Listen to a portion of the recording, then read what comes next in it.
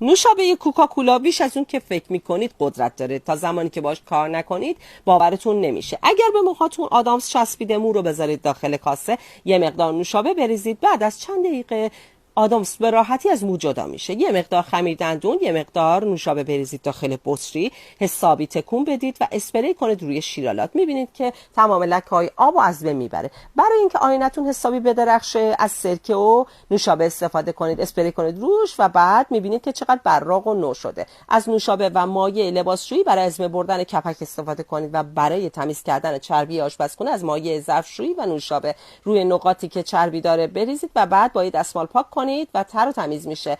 از پودر لباسشویی و نوشابه برای از بین بردن زردیای توالت استفاده کنید. میبینید که چطور کاسه توالتتون تمیز میشه. و برای از بین بردن رسوب کتری یه مقدار نوشابه بریزید داخلش، به جوش بیارید و بعد خالی کنید مثل روز اولش.